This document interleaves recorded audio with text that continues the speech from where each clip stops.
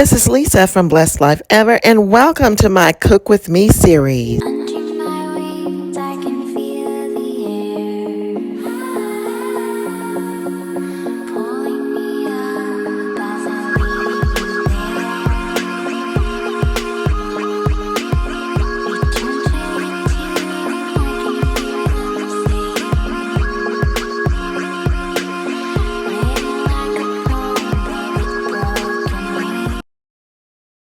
All right, so let's get started. Today we're going to be making homemade New England clam chowder. There is nothing better than a good hearty soup on a cold day. So what I'm doing is adding chopped celery to my pot. All right, and after the celery, we're going to add in the chopped onion. This is going to be very good and flavorful.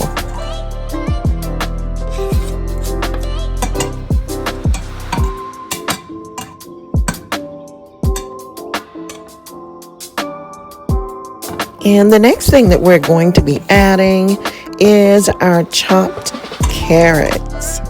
All fresh. It is a lot of chopping, but it's so worth it. Now we're adding in the potatoes. And I added a lot of chopped potatoes, probably about 5 cups actually, and I've diced them up. Just giving them a good stir here.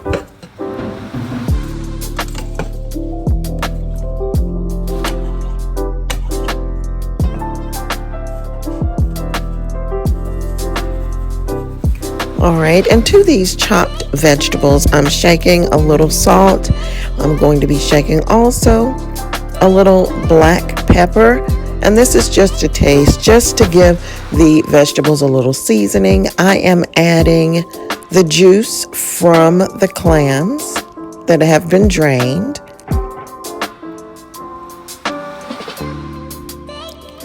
And next, I'm going to add a carton of chicken broth. And you want the juice from the clams and the chicken broth to just come up to the top and cover your vegetables.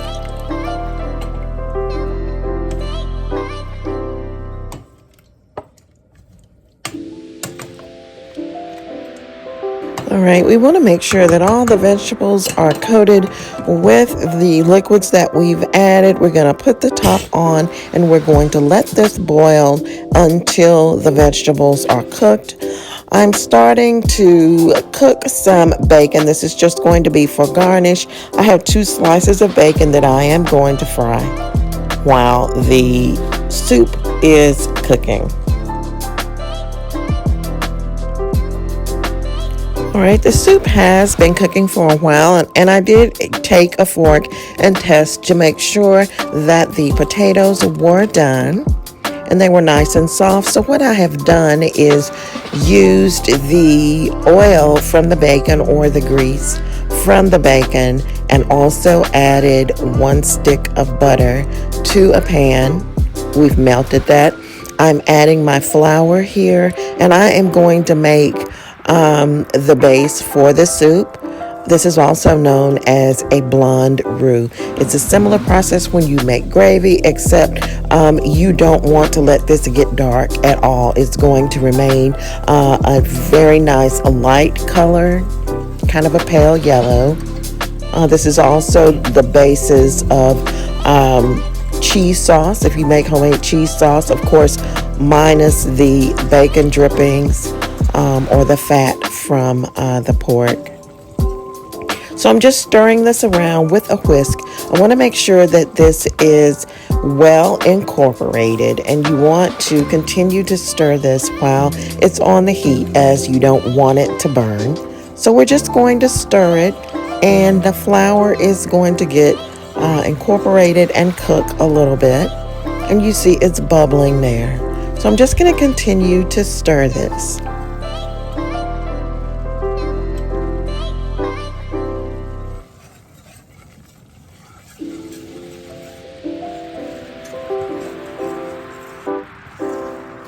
All right, so you really want to take your time with this process. It does take a while, but you do not want to leave it on the stove unattended. It's really important that you continue to stir it because you don't want it to get too brown.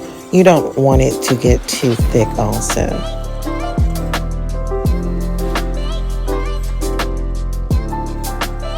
And you do want to make sure that you do this over medium heat. You definitely do not want the stove on high, and you don't want it too low either. So just medium heat will be really good.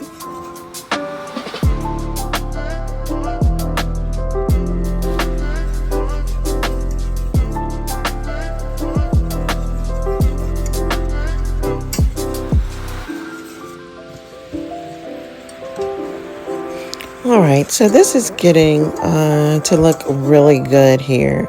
I think it has cooked long enough.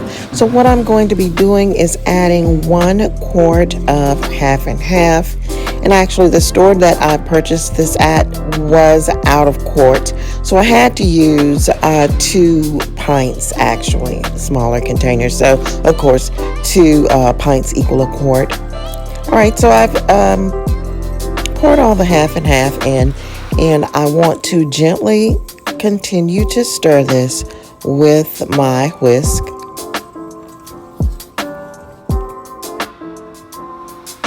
Alright, and you can see the flour mixture is incorporating well. You want to, again, continue to stir this. This is where you might end up with lumps if you don't continue to stir this. And again, this is over medium heat. All right, so we're back now. This is what the mixture looks like after it is cooked for a while. It is beautiful. This is the perfect consistency, color, and everything. So what we're going to do is pour our blonde roux mixture into the vegetables and broth. All right, you want to make sure that you get as much as possible out of the pan, because this is what is going to not only give your soup the beautiful traditional color of New England clam chowder, but it's also going to give you a really nice thick consistency, thus chowder. This is what makes chowder. It's not a thin based type of soup. It's a more hearty dinner soup. This is something that you'll definitely be able to serve as a main entree, for dinner. So this is a really good hearty soup, and the base of it is just what you cooked and what we just cooked.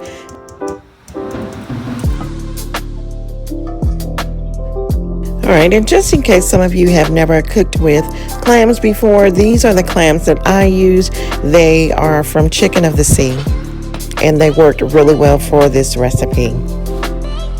Also, you want to make sure you use baby clams because it tastes better, and it makes for a perfect addition to this dish. All right, so we're about to add the clams, and they are very tiny, so they're not going to be big, and they're going to be smaller. They're going to make a really good addition with the chopped vegetables. Everything is going to be about the same size, so that's really good. You definitely want to make sure you get the baby clams. So we just added the clams, and we're stirring, incorporating that a little, stir from the bottom. And what we're going to do, we are going to let these clams simmer on low. All right, we're gonna put the top on. Make sure that you have turned it down on low. If you let the clams cook too long, they can get tough. So you want to just let them cook maybe about 10 minutes, I guess. So I'm adding again some salt, some black pepper, and I am adding Old Bay seasoning. I did add some Old Bay seasoning earlier to my vegetables off camera. But yeah, I'm just adding the seasonings, and it looks like a lot, but really it's not. Once all of this gets mixed in well, this is like a lot of soup, so it's just going to add lots of rich flavor. This is really a great recipe with lots of fresh chopped vegetables.